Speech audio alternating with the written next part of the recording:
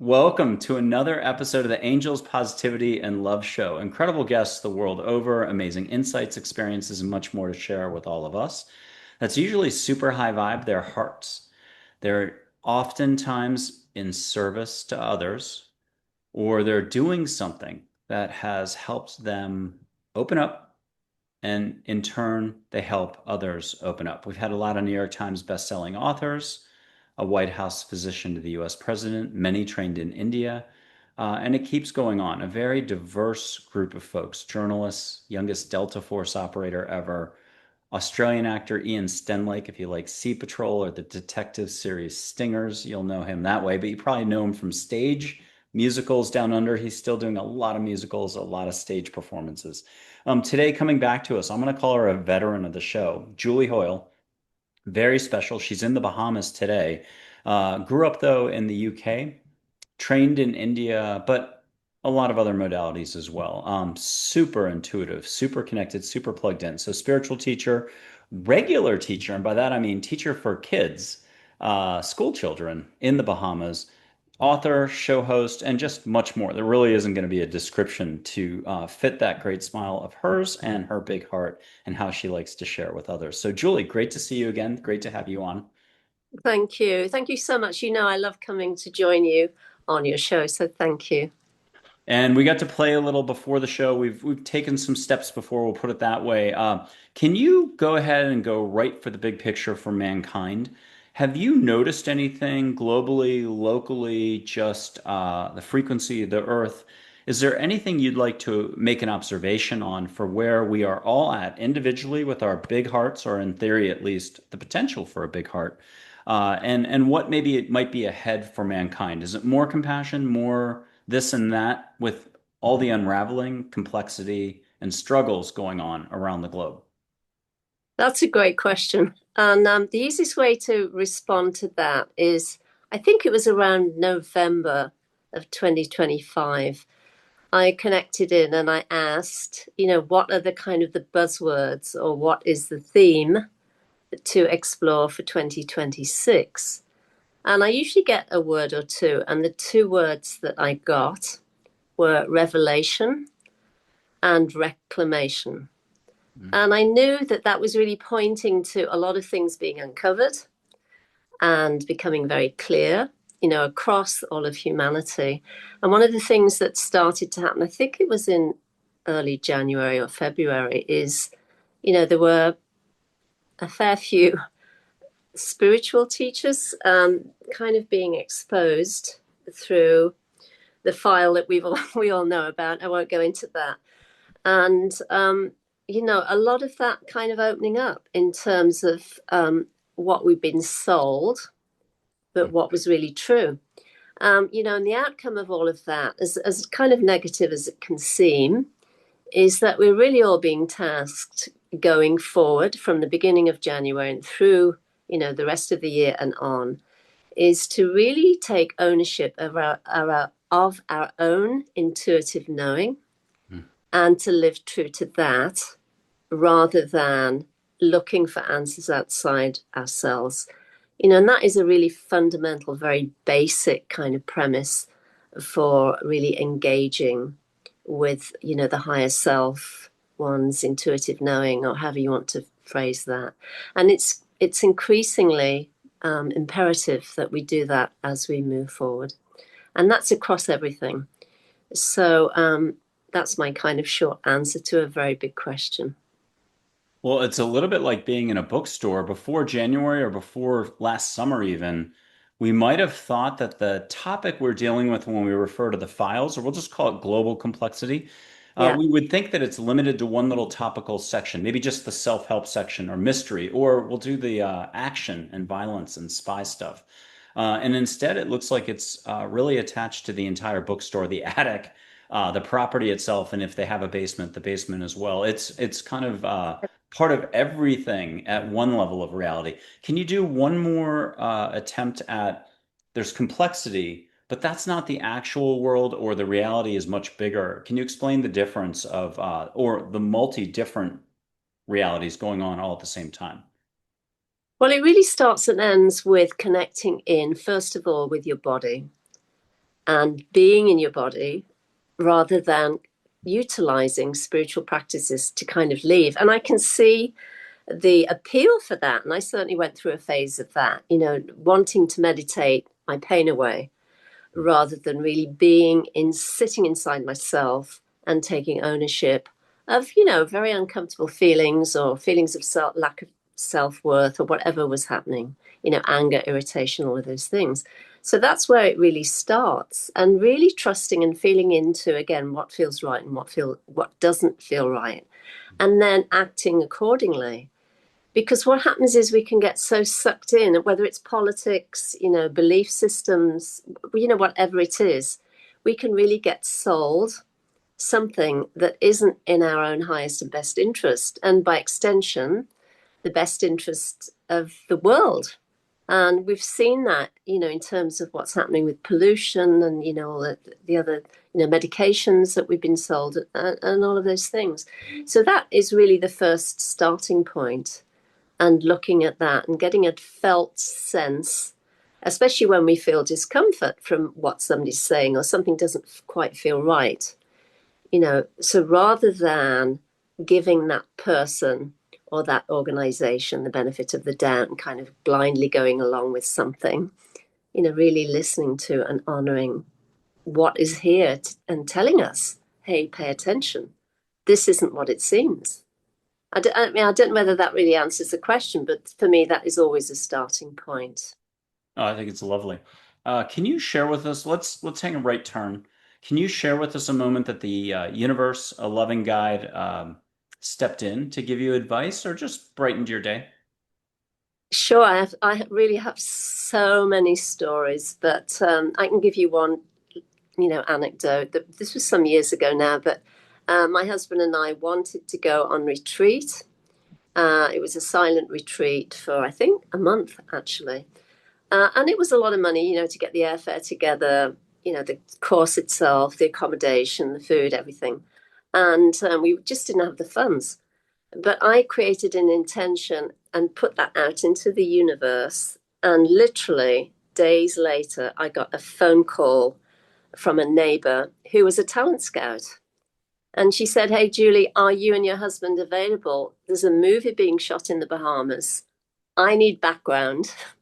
Would you be available? She said, it's probably just a day or two. So I said, well, that sounds like fun. We haven't done it before. And it was for a Gerard Depardieu movie. I forget the title. Oh, the title was My Father the Hero. Hmm. So anyway, we signed up. We went along thinking it was for a day or two. It turned out to be a 3.5 week shoot because we were being filmed in a boat, on the Yeah. foreshore. The weather was really bad. And so it took a lot longer. Anyway, 3.5 weeks.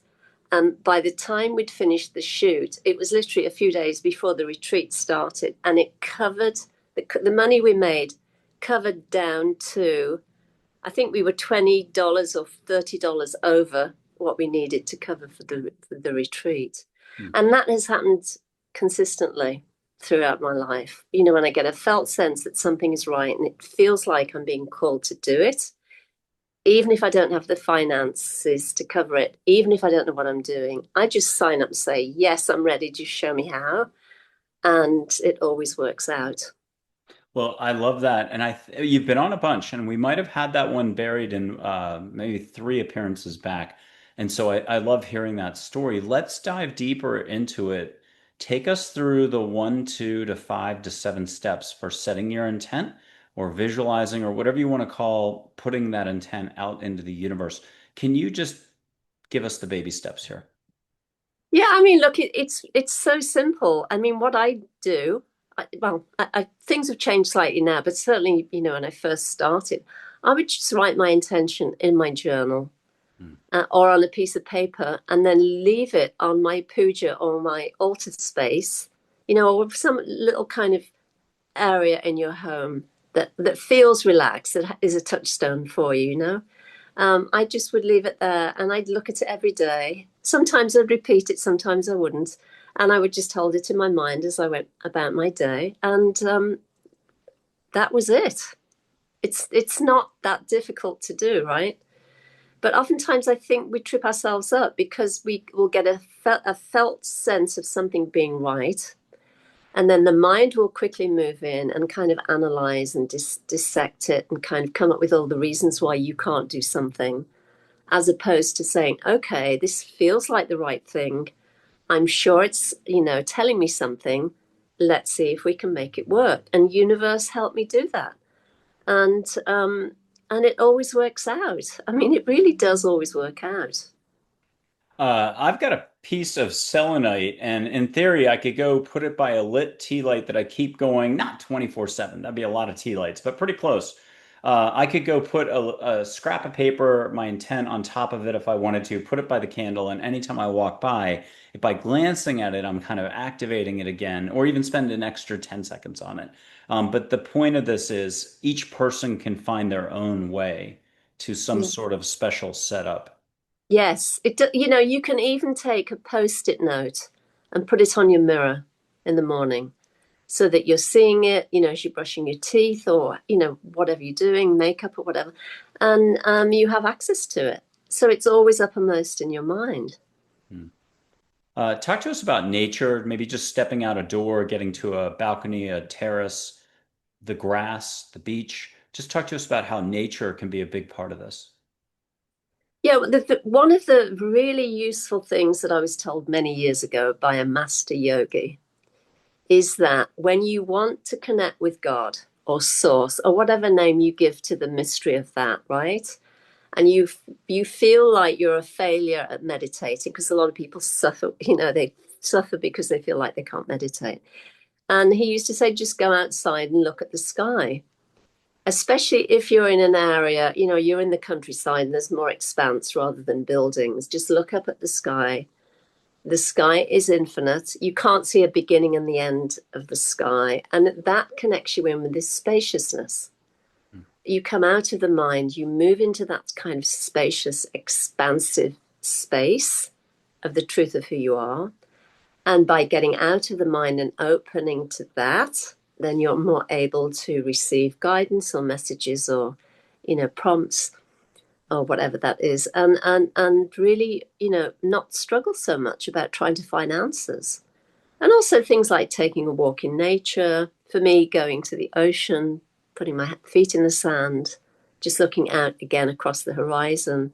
All these things really do make a difference because for the most part, most people live in their heads Mm. and they're following thought all day long, right? And really not taking time to just kind of step back and move into that place of silence within and to just kind of step outside of time and outside of the mind. Talk to us again about our internal puja, our heart, our connection to the divine, our own shiny brilliance, especially again in terms of all the complexity that's out there. And it looks like it's way more structured and organized and pervasive for a very long time than anyone could have ever assumed. And how all of that really doesn't matter. If you're in your heart, can you keep going with that? Sure.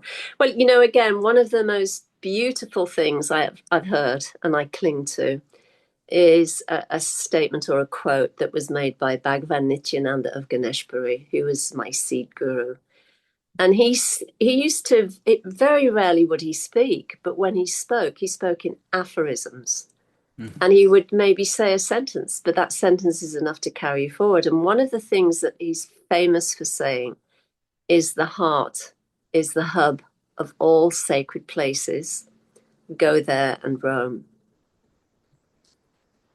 And the thing is we know what being in our heart feels like. It's home, it's peace, it's sacred. You can give whatever descriptors you like to that, but we definitely feel when we're in our hearts because we're not kind of running around in circles in the mind, right? You're in this place of simple ease, high flow. It feels good. And you're not looking for something to make you feel better. You're just in that place that does not need any improvement. And the way to connect in with the heart is different for everybody. Again, for me, I was taught to have my thumb and forefinger joining in Chin Mudra, it's called, because it kind of contains the flow of the energy.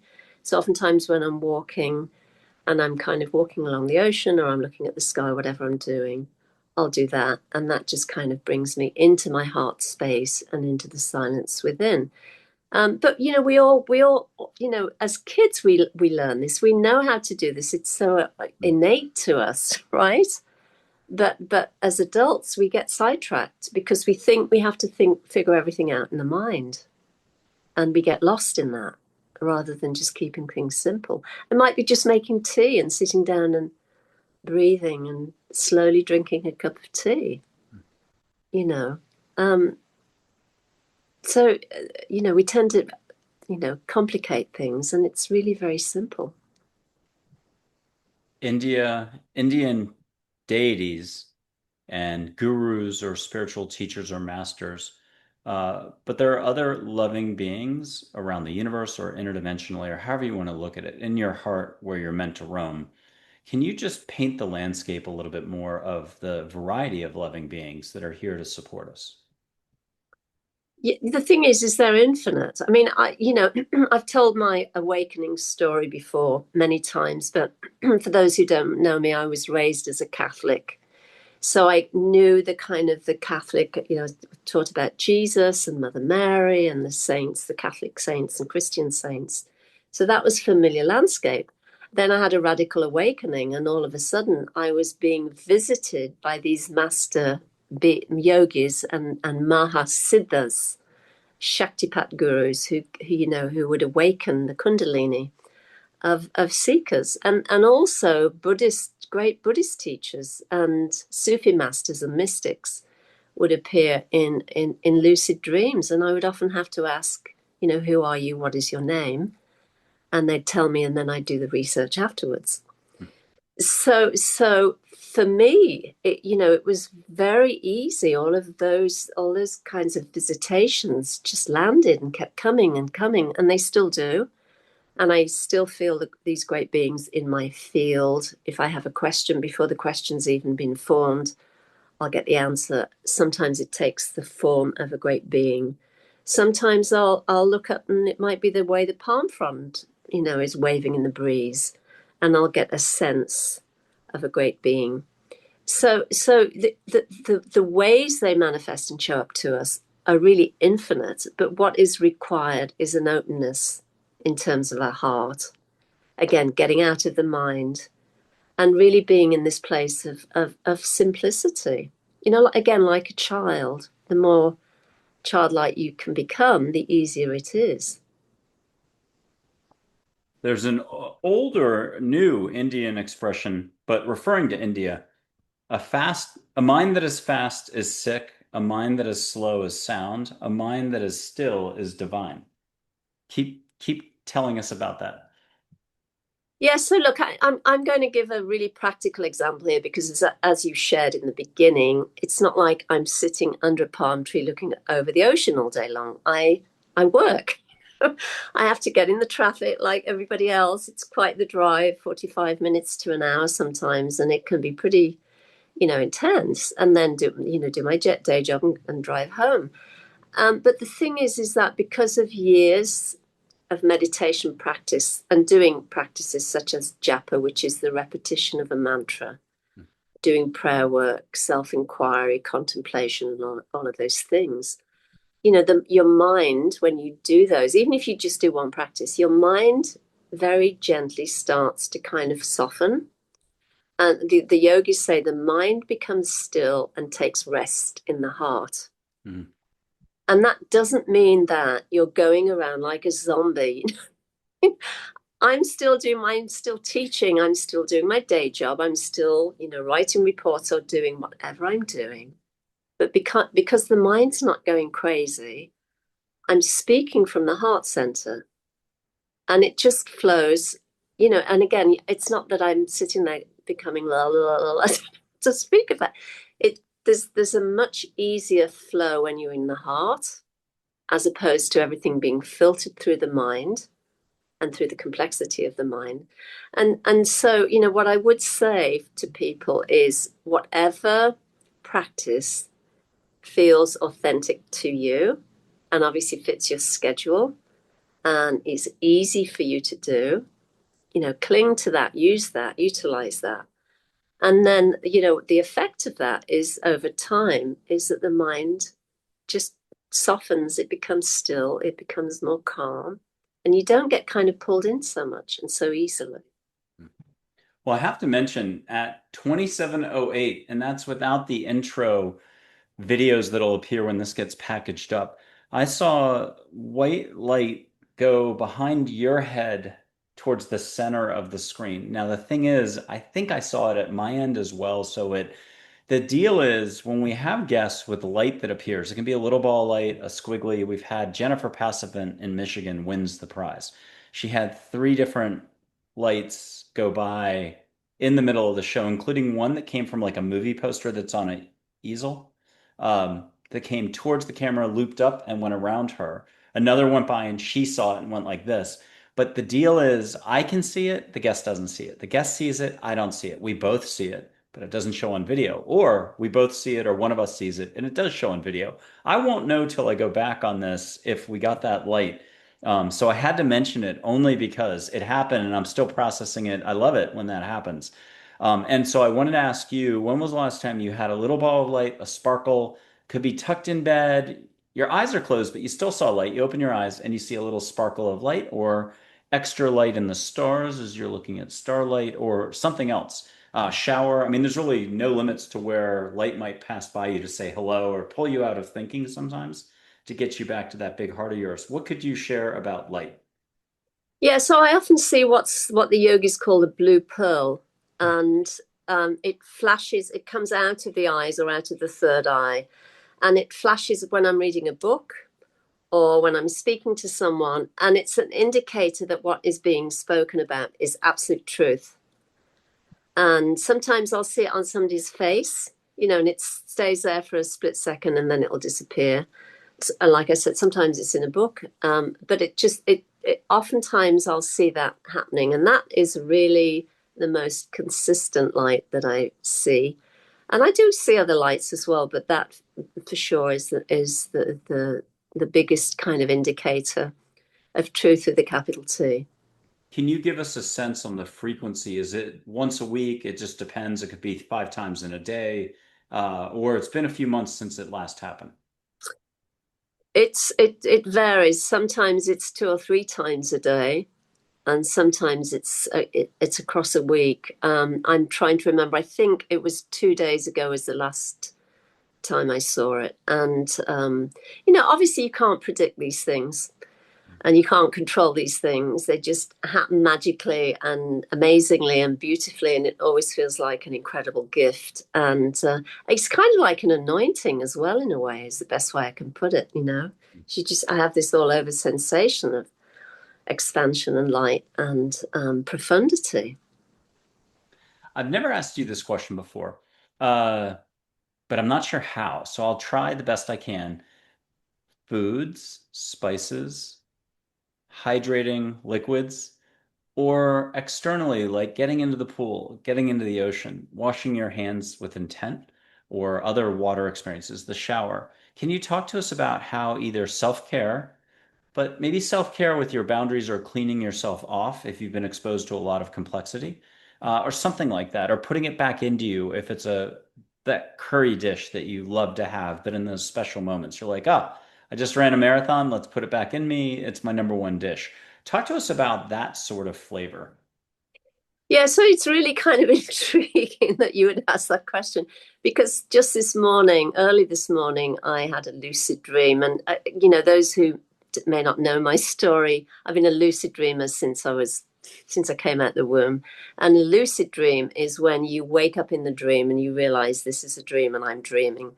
And it's really more that for those that know and have experienced this, it really feels more kind of alive and awake and energized than the waking state. It's really profound. So anyway, I had this lucid dream this morning, and one of the Siddha masters that I've worked with over the years just silently kind of walked into this room, and she handed me a sandwich. And just gifted it to me. Didn't say a whole lot, And then she left, and as she's going out the door and then walking past the window, and she just smiles at me and winks. And I just looked at it and said, she's giving me nourishment. But the thing as well is there was a person sitting next to me in the street. I opened the wrapping, and it's the most delicious whole wheat bread that she'd made, and it had like veggies and a beautiful kind of spread on it, like avocado and whatever spicy spread. And she'd cut it into four. So, and I realized I was hungry, and so I had two of them, and then I gave two to the person next to me. But anyway, what happened was I woke up and I realized, oh my gosh, I've actually been really, really, really intensely busy over the last, I don't know how many weeks, months. And it's an incredibly busy time of year. And I've just been giving, giving, giving, giving, giving, giving, giving. And this was her way of saying, I've got you. Here's something to nourish you. And the thing is when I came out of the dream and I woke up, I have felt her presence all around me the whole day. And now still, her energy and her presence is there in the most amazing way. And I just felt incredible all day, like my energy's back and I feel really incredible. So, it's those things that make a difference, as does taking walks in nature, obviously eating healthy food.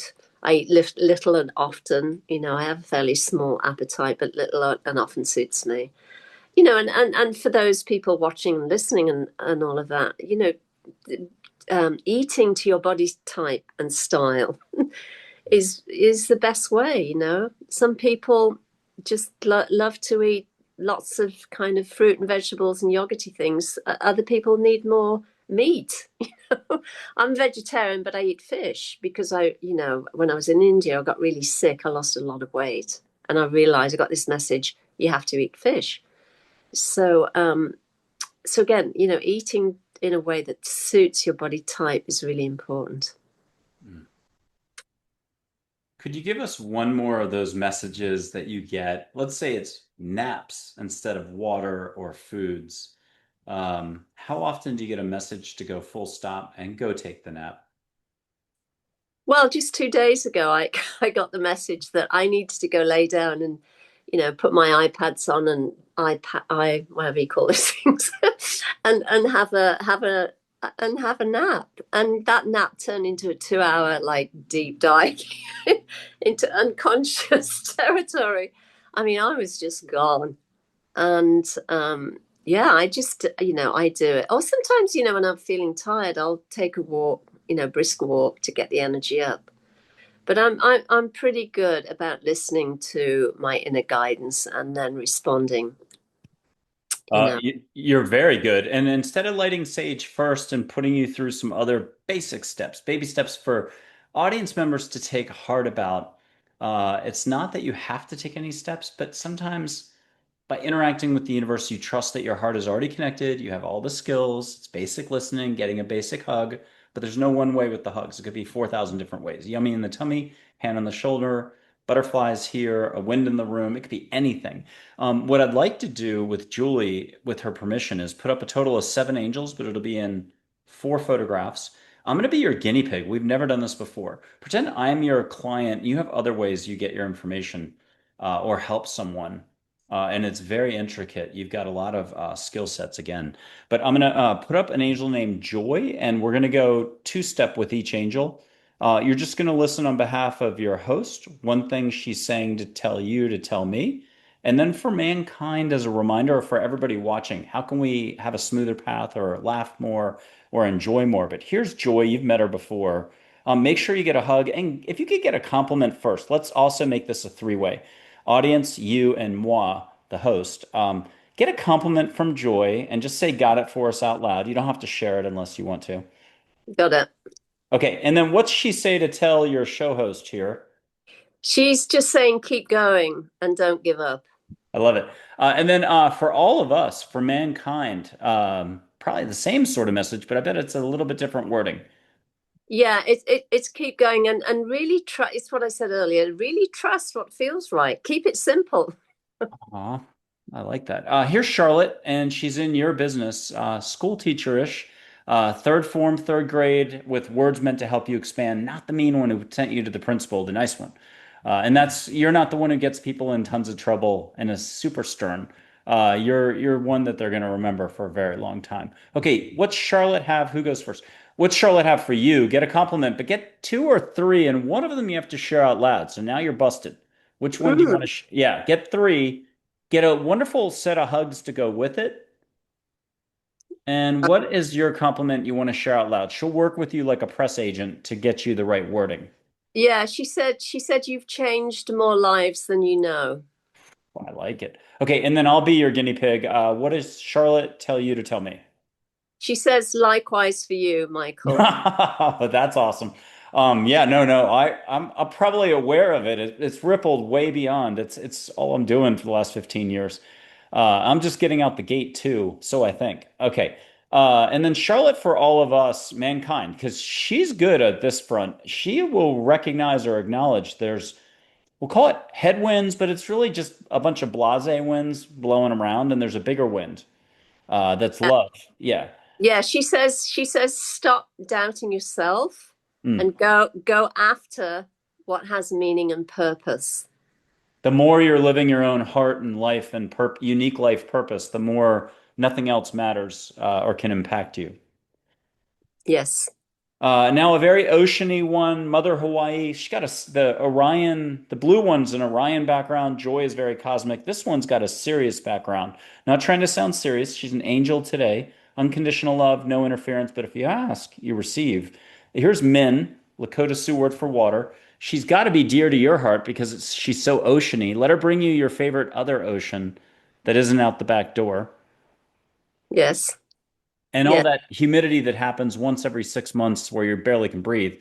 Um, what's Min? Who goes first? Get a compliment from Min, but close your eyes and have her show you something that also is like a little gift. The gift that keeps on giving. So I get a nice note in August, and you're like, it won't stop. Make it stop. Good. And then that's my guardian angel. So she's been with me every second of every day. She'll have the right words, I promise. Yes, for you. She's let me think. Let me pull it in. Yeah, she's telling you to keep going with the flow. It's a similar message as the others. Keep going with the flow and They don't have let me it in a pool stop. every day, and this is my fourth summer, I think, of getting in the pool, sometimes three times for a day, at least up to here, at least for 8 to 10 minutes, but hopefully longer. Hopefully you go under. I look at all the light waves in the water. It has meaning. It doesn't mean I can, in English, up here explain it, but I just am good at least at letting go and not judging it. Okay, last but not least, four archangels, Michael, Gabriel, Raphael, Uriel. I just call them rainbow pie slices. A real photograph from inside my first Austin home.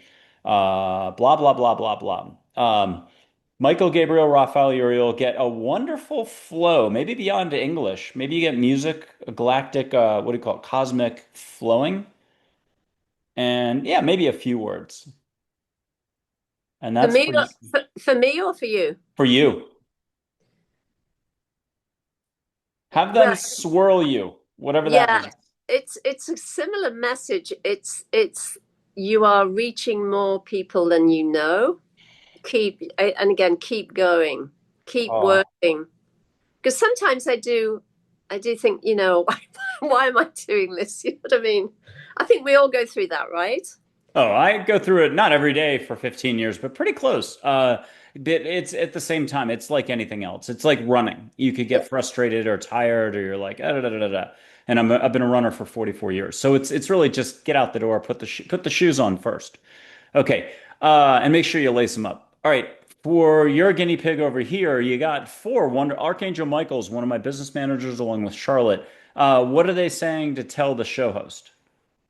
To take time for yourself. Yes, and that's the pool. And I just took a nap. I took a nap today. I was out for an hour and a half. I still don't know where I am right now, if anyone can tell. Um, and oh, for humankind, mankind, for all of us big hearts out there, and there's a lot of people. I'm gonna do that whole, it doesn't matter who you are, where you are. You could be a fisherman in Indonesia. You're probably vibing out pretty darn good at almost Indian guru levels. If you're really loving what you do, you're at peace and harmony with all. What's their message for everybody? Yeah, it's to do all of that and also to create time to play because that's really important because when you play, you're in your heart. When Oh, you play, you're able to think outside the box. someone in the last 10 record again, it all combines, so I can't remember who, but somebody said exactly that. And we had another synchronicity. There were two women within 3 days of each other that described the I'll do the best I can, the yin, the yang symbol, but how the white's and the black's and the white. They both focused in on that message. And then there's more, but you have to watch the shows and find it. And if there's an audience member who's a fastidious watcher, you'll put that in the comments, and I'll say a big thank you to you online. Reminder to folks to subscribe, like, share, comment, put an emoji down if you're shy. What has Julie already said that you're like, oh, yes, it resonates with me, or I've been there, done that, or I've experienced that? And let's throw out in the years ahead as people watch this more and more a beautiful compliment to Julie. Her eyes are glowing. She's glowing. And speaking of glowing, I'm going to get a little light for some sage here. We're shaking things up. I'll blow a little sage. We did it before the show. We've done it tons of other times. But for you, Julie, I'll do what I did yesterday for a taping. Can't remember who was yesterday. Oh, a woman who did spend time in India, but instead of sage, she was asked to receive like incense from India and anything but sage. So we're going to ask that you get like five different senses. The sounds, the feels of the wind, the trees shaking, the birds calling, and the incense of your favorite ashram, place, temple, or a combo. It can be a little cheat. The deities will mix it all up for you and you'll get some of everything, even the smell of curry or whatever you like that you miss. Okay. So you're probably already getting it. You're super fast today that I can't even catch up. Okay. Here's the sage. For audience members at home, you can just catch sage. And if you are worried about this, be in your heart, ask angels to get you out of your head into your heart and make it nice. Own it with an Om Saram. Thank you. What else? Amen. Rock and roll. Whatever way is your way is all that matters. All right, Julie Hoyle. Are you getting in the Bahamas something? What are you getting? Yes, I'm getting rose incense, which I absolutely love. I've actually run out of it. I have to buy it, order it online or get it when I'm in the UK, but that's what I'm getting really big time. I love it. So it didn't accidentally spill behind you. It's out. You're out, and you need to get more. Yes. Oh, okay. And then you don't need anything except I will. My microphone's down here today, and I'm going to look like a goose or a swan, or I'm cheating at ping pong. I'll have two paddles. I'm going to whoosh a lot of Indian love, love in India from deities and gurus and angels and cosmic love. But I'd love for it to generate its own impact at your end, where you get something extra that's super special even beyond, and I've already blanked on, was it Rose? What was it again that you ran? Rose incense. That's it. Okay, here it comes. I'm going to just whoosh at least once here. If you could allow for an extra effect coming in at your end that you know distinctly is so and so, this, that, or fun. Here it comes.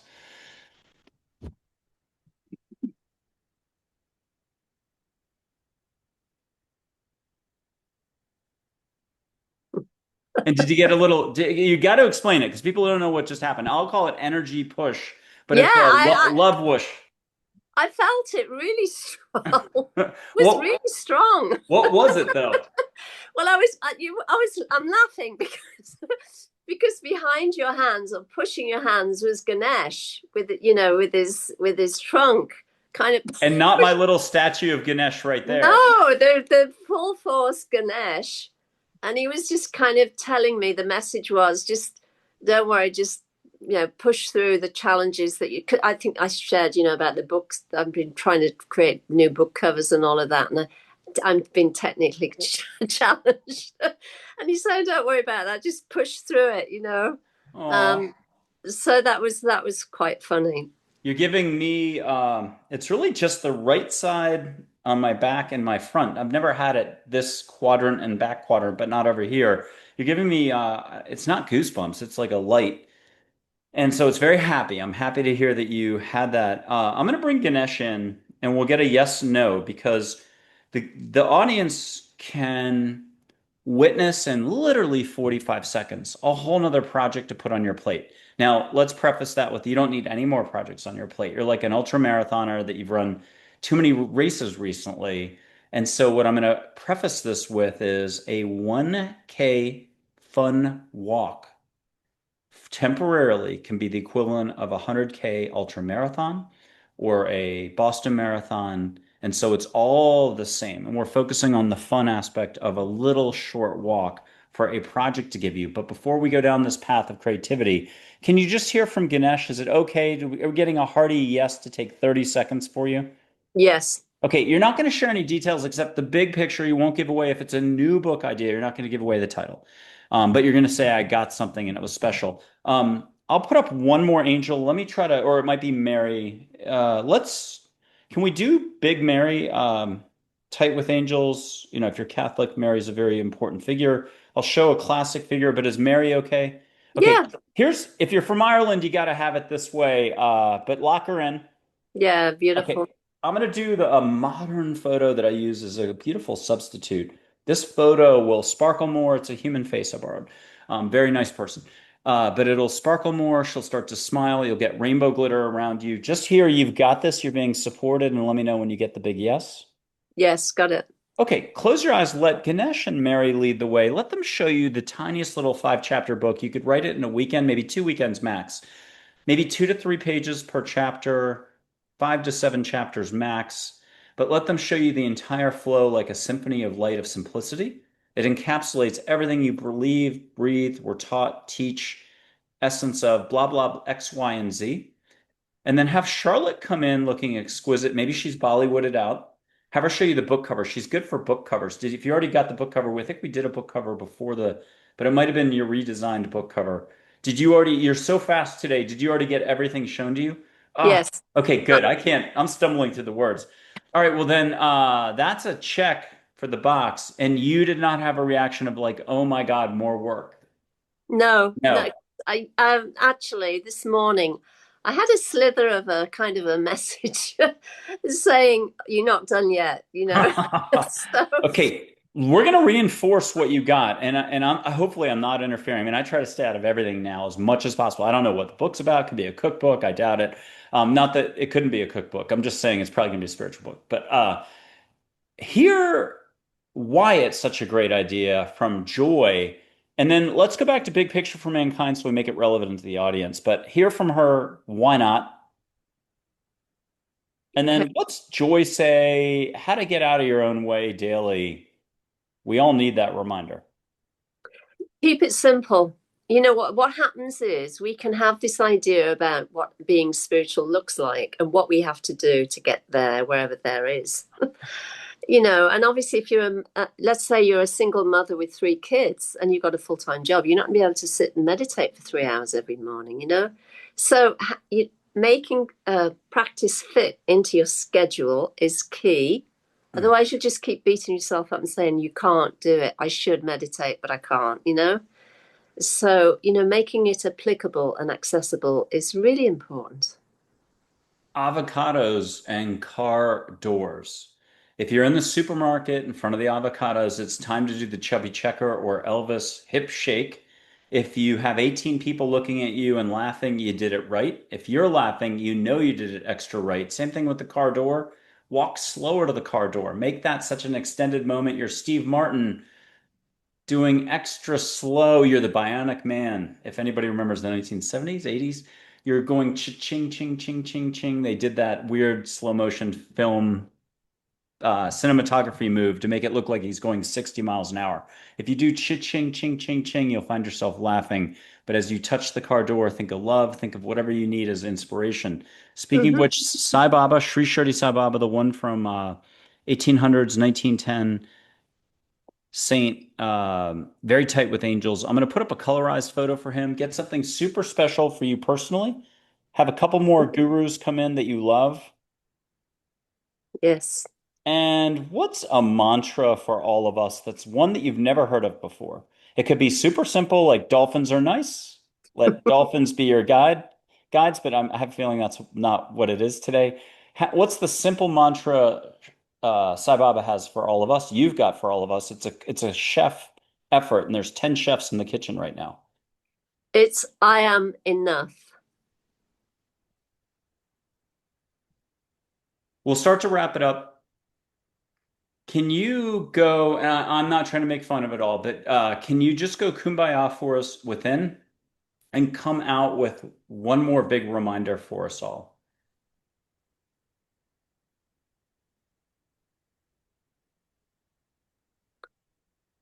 Again, keep it simple. Don't overcomplicate. Connect in with your body, with what feels right, and act accordingly. Very simple. I love it, Julie Hoyle. And I would only add, this is what popped in, and I'm going to try to capture the words again because they're already fleeting. Uh, it was like nourish yourself, but it's really loving yourself, loving yourself, and loving yourself more. It doesn't mean you have to go into stasis for 10 hours straight, but loving yourself so much that the rest of your life and the world falls into such clarity and simplicity that you're breathing fresh air again. Yes. And with that, I think Julie Hoyle teaches that in everything she does. Except for, those moments when we're totally human and we got to pay the bills and stuff like that. Julie, thank you so much for being on the show. You're just absolutely amazing, radiant. I love having you back. That's why I love connecting with you and getting you back on the show as much as possible. Thank you again for being a guest on the show. Thank you so much. I always love joining you. So, yeah, what can I say? Thank you. Good seeing you. You too.